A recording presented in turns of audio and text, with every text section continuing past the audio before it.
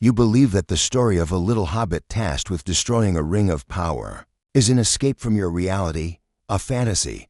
What a lovely and dangerous lie. The truth, hidden in plain sight, is that Frodo's journey to Mount Doom is the most precise and brutal map ever drawn of the war waging inside you at this very moment. The One Ring is not a piece of jewelry. It is the perfect representation of that secret obsession of yours, that unspeakable desire, or that ambition whispering that with a little more power, you could finally control the chaos of your life. And Gollum is not a monster. He is a mirror of what happens to a soul that clings to its precious for too long, until its identity fractures and all that remains is the hunger. This is not a literary analysis. It is a decoding of your own soul, using the myths of Tolkien and Lewis as the key. What we will do here is dangerous. We will illuminate corners of your psyche that you would prefer to keep in darkness. We will show that the shadow of Sauron is cast from a place within you, and that the courage of Samwise Gamgee is a dormant potential waiting to be awakened. The journey to understand Middle-earth is the journey to become the master of your own inner world. If you are ready to stop being a spectator in your life and start deciphering the script of your own soul, then your initiation begins now. This is not a video, it is a threshold. Crossing it requires an act of will. Subscribe not to follow a channel, but to declare that you accept the journey. Activate the bell as the toll that awakens you from unconsciousness, and leave your like not for the algorithm, but as a seal, the first conscious affirmation that you are ready to face what lies hidden. Comment with the words, "I accept the journey," so that your presence is marked in this circle. Now, and only now, can we begin. We live under the tyranny of the literal, imprisoned in a world that has taught us to believe only in what we can touch, measure, and catalog. We have been conditioned to see fantasy as the opposite of truth, a childish refuge to escape the harsh edges of reality. This is the first and most fundamental barrier the modern psyche has erected to protect itself from itself. The truth, however, is that reality is not composed of facts, but of meanings, and the oldest and most powerful language for communicating meaning is myth. The great fantasy sagas, like those of Tolkien and Lewis, are not escapes from reality. They are headlong dives into reality with a capital R, the reality of the human psyche. They are the theater where our soul can stage its deepest dramas, its most primordial conflicts, and its most transcendent aspiration, without the risk of being annihilated by the intensity of that experience. The outer world is the world of shadows in Plato's cave. Middle-earth, Narnia, are the closest reflections we have of the archetypal forms that cast those shadows. They are more real than the 6 o'clock news, because they deal with the eternal structures of human experience, not the ephemeral events that distract us. The longing you feel for a magical world, the nostalgia for a place like Rivendell or Cair Paravel, is not a desire to escape your life. It is the longing of your soul for wholeness, for a reunion with the parts of yourself that have been exiled and forgotten in the barrenness of the modern world. Fantasy is the mirror of Galadriel. It does not show what you want to see, but what you need to see. It reflects not only the past and the present, but the potential futures that live like seeds in your unconscious. To ignore these stories is like an explorer ignoring the map of the territory he intends to conquer. You can grope in the dark, stumble, and perhaps, with luck, survive. Or you can learn to read the symbols, to understand the topography of your own soul, and navigate with consciousness, purpose, and power. This is not entertainment. It is a navigational tool for the most dangerous of all journeys, the journey into oneself. Every character that captivates you, every villain that terrifies you, is a messenger. They are fragments of you, personifications of complexes, virtues, and pathologies that inhabit your psyche. To love Aragorn is to recognize the archetype of the exiled king within you, your own forgotten sovereignty. To fear the Balrog is to feel the primordial terror of an ancient and powerful shadow that you keep chained in the depths of your own inner Moria. The question, therefore, is not whether these stories are real. The question is, do you have the courage to accept how real they are within you? The concept of individuation, Jung's term for the process of becoming a psychologically whole and integrated individual, may seem abstract, academic, but Tolkien, perhaps without conscious intent, gave us the most detailed and visceral map of this process. The hero's journey, as outlined by Joseph Campbell, is the external structure, but individuation is the internal experience, the alchemical transformation that occurs in the traveler's soul. It all begins in the Shire. The Shire is the state of paradisiacal unconsciousness.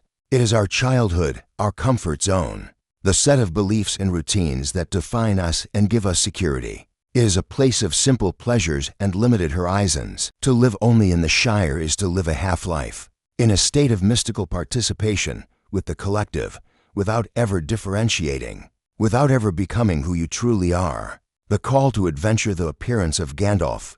The revelation about the ring is the moment when the self, the ordering center of the psyche, sends a signal that stagnation has become a greater threat than the danger of the unknown. It is the existential crisis, the unexplained depression, the feeling that there must be more than this. To refuse the call is the sin against one's own soul. It is the decision to remain a psychological child, avoiding the responsibility of carrying one's own burden. The ring. Frodo's journey is not a choice, it is a necessity. The ring, the autonomous complex that threatens to consume the psyche, must be taken to the fire of consciousness, Mount Doom, to be dissolved. Along the way, every encounter serves a purpose of integration. The meeting with Tom Bombadil is contact with the primordial and indifferent nature of the psyche itself. The passage through Rivendell is the moment of introspection and counsel, where the conscious ego Frodo submits to a greater wisdom Elrond. The crossing of the mines of Moria is the necessary plunge into the deep unconscious, the confrontation with Absol Fear the Balrog that results in the sacrifice of the inner guide. Gandalf, forcing the ego to mature and continue on its own. Each trial forces Frodo to confront and integrate a new facet of himself. He does not defeat his enemies, he survives them, and in doing so, absorbs a part of their nature. He becomes more cunning, more resilient, but also darker, more wounded. The weight of the ring is the weight of growing self-awareness, the painful realization of one's own capacity for evil. The climax at Mount Doom is the final revelation. The ego alone cannot destroy its dominant complex. Frodo fails. It is his integrated shadow, his relationship with Gollum, that paradoxically saves the day. Individuation is not about becoming perfect or purely good. It is about becoming whole, recognizing and honoring the inevitability of the shadow. The return to the Shire and its subsequent scouring is the final and crucial stage, applying the acquired consciousness to heal one's own home, one's own daily life. You cannot simply meditate on the mountaintop. You must come down and sweep the floor. Frodo's journey is our map. It shows us that the path to wholeness is not a path of light, but a path through darkness, carrying our greatest burden, accompanied by our own shadow, toward the transformative fire of consciousness. At the moment of greatest uncertainty in the journey, when the ego finds itself lost and old certainties crumble, the psyche produces a symbol of guidance and meaning. It is the archetype of the wise old man, the personification of accumulated knowledge, insight, and wisdom that transcends personal experience. He is not an invention, he is a fundamental psychological function, the voice of the self that manifests to guide the wavering ego. In Tolkien, this figure manifests primarily in Gandalf. It is crucial to note the difference between Gandalf the Grey and Gandalf the White. The Grey is the wise old man in his more immanent, more human form. He is irritable, enjoys simple pleasures, makes mistakes, and most importantly, experiences doubt. He represents the wisdom that can be achieved through lived experience, through the journey, through suffering. His fight against the Balrog is the sacrificial confrontation with the primordial shadow, a descent into the underworld from which he emerges transformed. Gandalf the White, on the other hand, is the archetype in its purest, most transcendent form. He is less a personality and more a force of nature, the power of the self acting directly in the world. He is the wisdom that was not learned, but that simply is. This transformation from gray to white symbolizes the process by which personal wisdom, having passed through the fire of trial, aligns itself with a universal, archetypal truth. C.S. Lewis, in his work, presents an even more direct and powerful manifestation of the self, Aslan. Aslan is not just a guide, he is the source of all meaning, the personification of the numinous, that overwhelming experience of the sacred, that inspires both terror and fascination. He is the ordering center of Narnia and of the character's psyche. His presence brings spring, the return of life and consciousness, and his absence brings winter, stagnation, and the dominion of the dark unconscious, the White Witch. Aslan's sacrifice on the stone table is one of the most powerful symbols in Jungian psychology. It represents the sacrifice of the archetypal self to redeem the failure of the ego, the betrayal of Edmund, who represents our own shadow and selfishness. The self symbolically dies, allowing the shadow to be confronted and integrated, not annihilated. His resurrection is proof of the psyche's resilience, the certainty that even after the deepest descent into darkness and despair, the central ordering principle can renew itself with even greater power. The way we interact with this archetype in our lives reveals our stage of development. In the beginning, we project it externally, onto a mentor, a teacher, a guru, a sacred book. We seek guidance outside ourselves. The goal of individuation, however, is to withdraw this projection and recognize the wise old man as an inner force. It is to learn to hear the voice of Gandalf or Aslan within our own soul, to trust the wisdom that emerges from the depths of our being. To deny this voice is to condemn oneself to disorientation.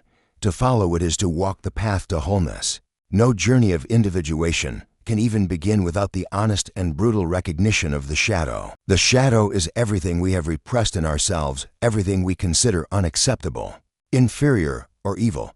It is the repository of our rawest instincts, our most shameful emotions, and our unlived potentials.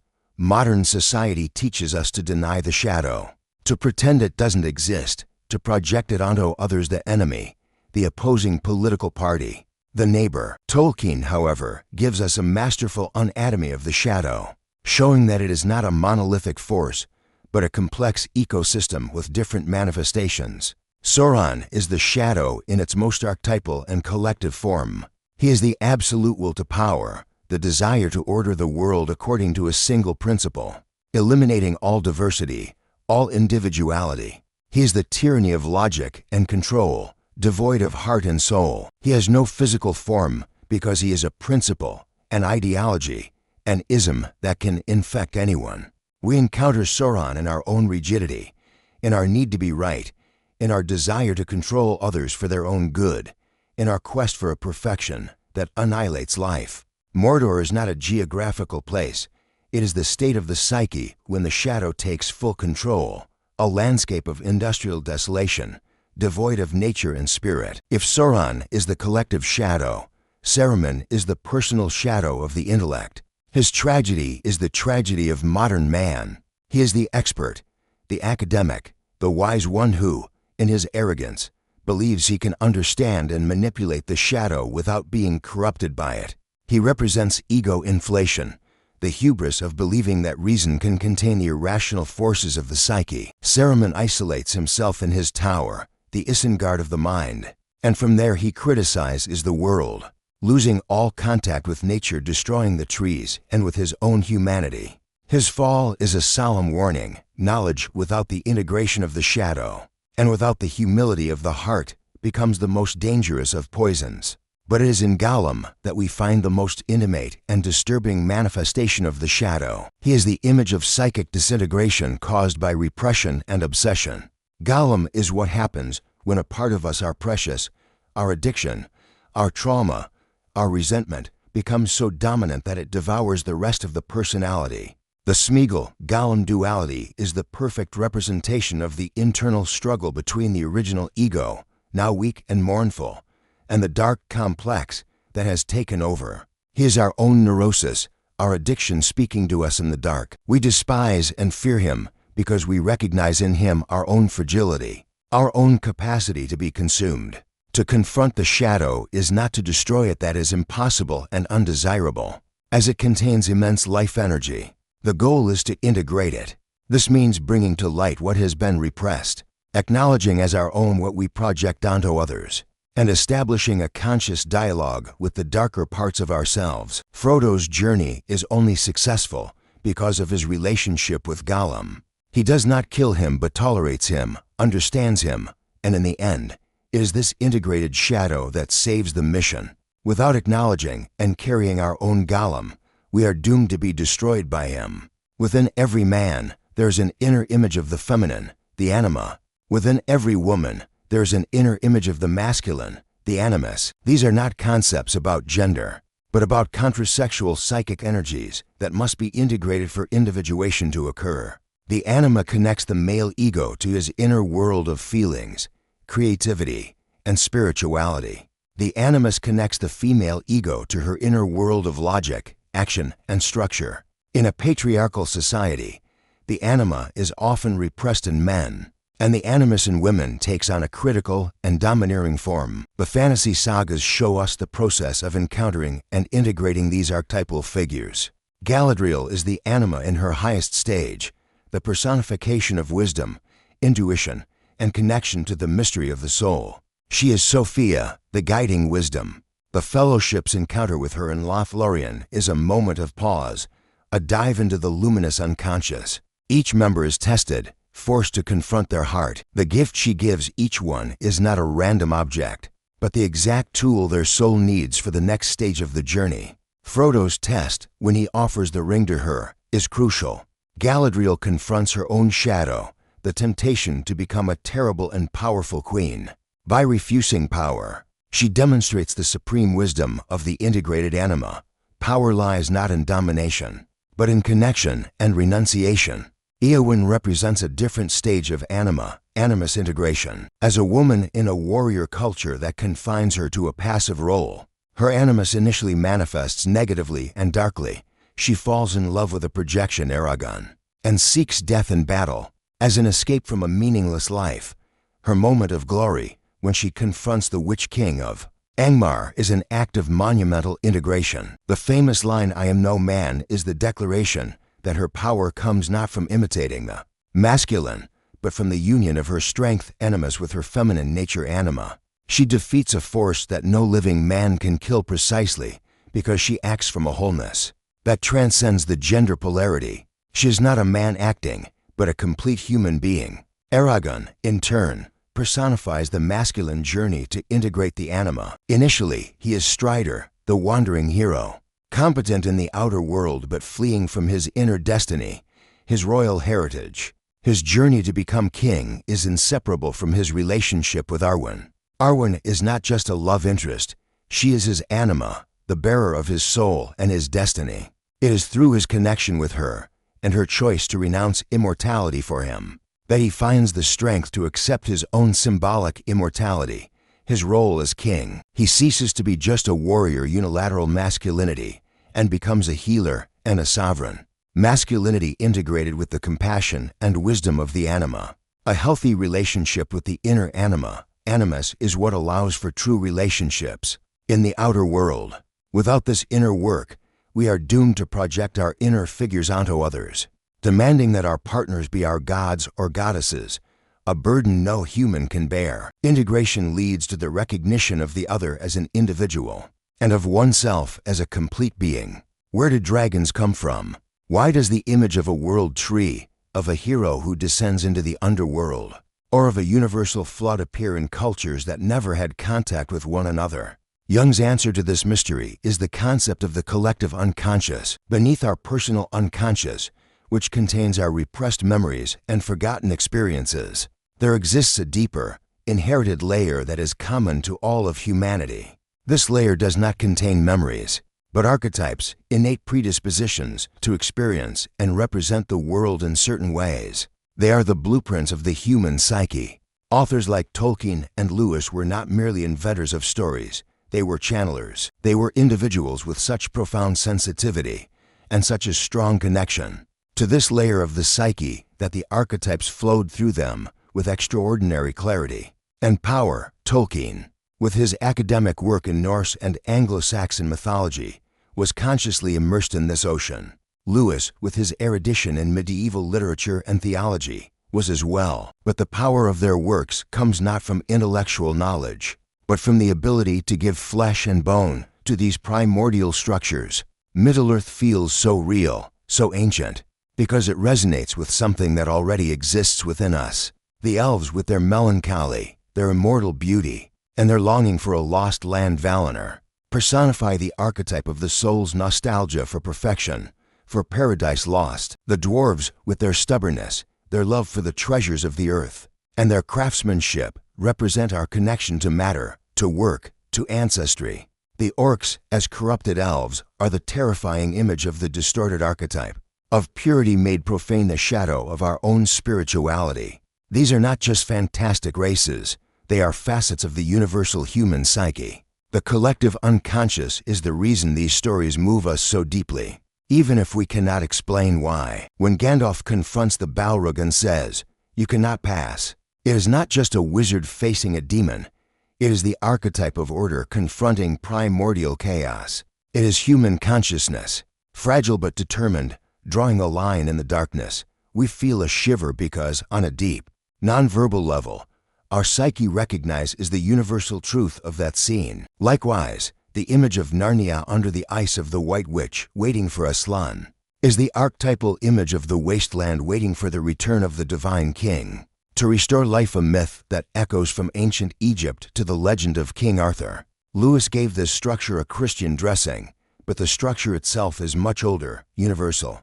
To understand the collective unconscious is to understand that you are not an island. Your mind did not start from scratch at your birth. You are the heir to a vast inner landscape, populated by figures, patterns, and impulses that have shaped human experience for millennia. Reading Tolkien and Lewis is like receiving a travel guide to this territory. They show us the map, name the mountains and rivers, and warn us about the dragons that sleep beneath the earth.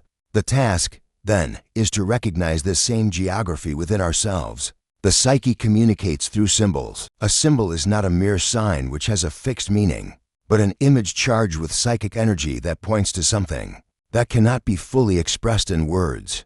The great works of fantasy are rich in symbols that act as keys to unlock the mysteries of the soul. Tolkien's One Ring is perhaps the most potent symbol in modern literature. Its circular shape evokes wholeness, perfection, the self. However, it is a circle that imprisons, a symbol of wholeness that has become a trap. The ring represents the power of the ego. It grants power over others, but at the cost of enslaving its bearer to their own desire for control. The invisibility it confers is symbolic. Under the influence of the inflated ego, the person's true identity disappears, replaced by the persona of power. The ring is not intrinsically evil. It is an amplifier. It amplifies the shadow of whoever possesses it. To the ambitious, it offers dominion. To the fearful, security. To the proud, glory. Its corruption is the corruption of the ego that identifies with archetypal power. Forgetting its own humanity, it is the journey into addiction, where the object of desire becomes the sole master. To destroy it in Mount Doom is the symbolic act of dissolving the inflated ego in the primordial fire of consciousness, in the place where it was forged. It is the final act of renunciation, the admission that control is an illusion and that true freedom lies in surrendering to a higher power, the self. Lewis's wardrobe, on the other hand, is a symbol of passage, a portal between worlds. It represents the transition between ordinary consciousness, the profane world of the spare room, and the world of the unconscious, the sacred and magical realm of Narnia. The fact that it is an ordinary, forgotten object is crucial. This tells us that access to the numinous is not in exotic temples, but hidden in the banality of our daily lives. It takes a childlike curiosity, like Lucy's, to open the door. The older, more rational and cynical siblings initially cannot see the portal. This symbolizes how our adult logic and skepticism prevent us from accessing the deeper realities of the psyche. The passage through the wardrobe, through the fur coats and animal, instinctive symbol, is a symbolic regression to the womb, to a primordial state from which a new birth, a new consciousness, is possible. Both symbols deal with power, but in opposite ways. The ring is the power that seeks to dominate and control the world, the trap of the ego. The wardrobe is the power that comes from the ability to surrender and transition to another state of being, the promise of the self. In our lives, we are constantly interacting with these symbols. What is your ring? What is the power that seduces you and threatens to consume you? And where is your wardrobe? Where is the forgotten portal in your daily life that could lead you to a deeper, more meaningful reality? The answer to these questions defines the nature of your spiritual journey. We all wear masks. In Jungian psychology, this social mask is called the persona. It is the face we present to the world to be accepted, to fulfill our role: the good son, the competent professional, the loyal friend.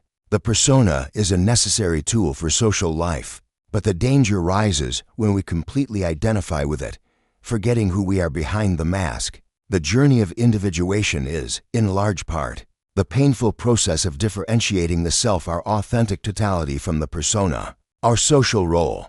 Fantasy literature illustrates this conflict dramatically. Boromir is the tragic personification of identification with the persona. His mask is that of the noble son of Gondor. He is defined by his duty, his loyalty to his city and his father. Everything he does is to uphold this image. The One Ring, however, precisely attacks the crack between his persona and his self.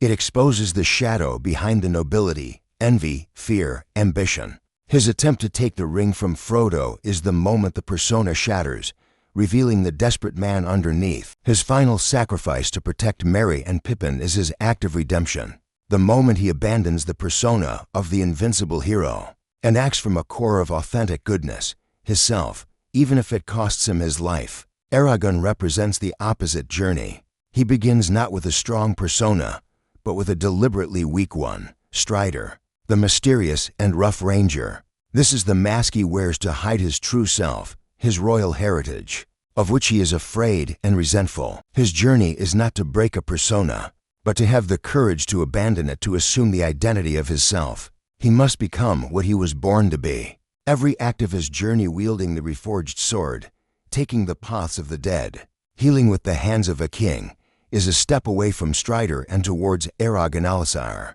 It is the integration of the persona with the self, where the social role king and the authentic identity become one. In Narnia, Prince Caspian undergoes a similar process.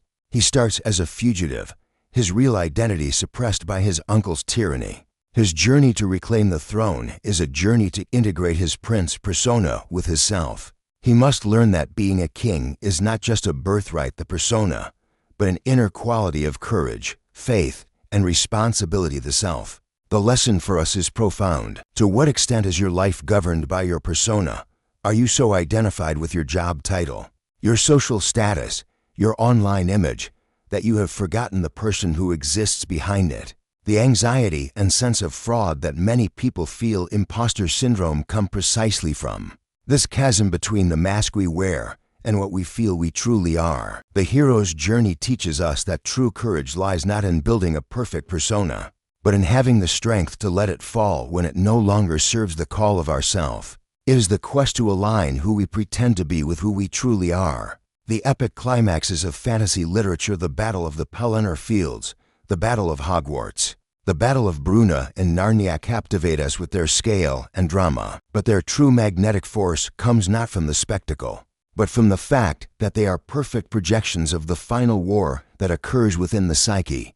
In the process of individuation, every army, every strategy, every act of heroism or despair on the battlefield is a symbol of internal forces colliding. The Battle of the Pelennor Fields, before Minas Tirith, is the great example. Minas Tirith, the White City, represents the center of ego consciousness, the citadel of our conscious identity, besieged by the overwhelming forces of the dark unconscious. The army of Mordor orcs, trolls, Haradrim is the legion of our repressed complexes, our fears, our traumas, and our anger, emerging from the darkness to annihilate the established order. The siege of Gondor is the state of psychological crisis, depression, burnout, when the ego feels powerless and on the verge of collapse. The steward Denethor, in his madness and despair, represents an ego that has lost faith in the self and the return of the king, and that, in its arrogance, prefers to destroy itself rather than surrender to a higher wisdom. He looks into the Palantir, symbol of dangerous, unmediated contact with the unconscious, and is consumed by the shadow of Sauron. The arrival of the Rohirrim to the sound of horns is the eruption of a vital, instinctual, and courageous energy, the warrior archetype, to rescue the besieged consciousness. It is the decision to act despite fear, but even this is not enough. The tide only turns with the arrival of Aragon and the army of the dead. This is one of the most profound symbolisms to win the war in the present. The ego Aragon must descend into the underworld, the paths of the dead, and confront the ghosts of the past, the broken oaths, the ancestral complexes that haunt the psyche. He must integrate the shadow of the past, not to be haunted by it, but to command it. The army of the dead is the power that comes from reconciling with our personal and collective history. The final battle, therefore, is not won by force, but by integration. It is the union of consciousness Gondar, vital energy Rowan, and the integrated unconscious, the army of the dead, that allows for victory. While all this spectacular battle is happening, the real struggle is taking place in silence on Mount Doom. This teaches us that while our ego is busy fighting noisy and dramatic wars in the outer world, the most crucial and decisive work is happening in the silent depths of our soul, in the struggle of a fragile bearer of consciousness to confront and dissolve the core of its own shadow. The final confrontation is not about defeating an enemy, but about achieving a new state of balance and wholeness within the psyche itself. The most misunderstood and perhaps the most important part of the hero's journey is the return. Our culture, obsessed with happy endings and clear victories, tends to end the story when the villain is defeated. But the psychology of the soul knows that the real trial begins after the victory. The hero must return to the ordinary world, but he is no longer an ordinary person. He carries the boon, the elixir, which in Jung's language is expanded consciousness, the connection with the self. The task now is to integrate this new consciousness into daily life. Frodo's return to the Shire is melancholy and painful. He discovers that you can't really go back. The Shire, which was once his home, now seems small, naive. Its inhabitants are concerned with trivialities, while he carries the memory of the Eye of Sauron and the weight of his wounds. This is the alienation of the individual who has undergone a profound inner transformation. He can no longer fit into the old boxes, can no longer participate in the old illusions. The wound from the Morgul blade that never fully heals is the perfect symbol of the mark the journey leaves on the soul. It is the perpetual reminder of the darkness that was confronted. Individuation does not make us invulnerable. It makes us more aware of our vulnerability and the reality of the shadow. The scouring of the Shire, a chapter often omitted in adaptations, is psychologically essential. It demonstrates that the journey does not end with the defeat of the great evil out there. Upon returning, the hero discovers that the shadow in the form of Saruman and his cronies has infiltrated his own home. This is the final lesson. The battle against the shadow is never over. After confronting archetypal evil, you must return and deal with its petty and banal manifestations in your own community, your own family, your own life. It is the task of applying the wisdom gained to the practical problems of everyday life. Frodo's final departure to the Undying Lands, along with Gandalf and the elves, is a symbol of transcendence. It signifies that, for certain souls who have carried an archetypal burden, final healing cannot be found in the ordinary world. The conscious ego, which served as the vehicle for this immense journey, must withdraw, surrender to the self, to the ocean of the unconscious from which everything came. It does not die, it dissolves into a greater wholeness. Samwise Gamgee represents the other side of the return. He is the hero who manages to reintegrate. He marries, has children, becomes mayor. He uses the wisdom of his journey to cultivate his garden, literally and metaphorically. He represents the ability to live an ordinary life in an extraordinary way, to find meaning in the everyday, to be the keeper of the story. The return teaches us that the goal of the journey is not to escape the world, but to learn to live in it in a deeper and more authentic way. Some of us are like Frodo, called to a journey that transforms us so radically that the old world becomes foreign. Others are like Sam, able to bring the elixir back and use it to heal and nurture their own community. In both cases, the truth remains, once you have answered the call and completed the journey, you can never, ever go home again as the same person, and that is the greatest blessing of all.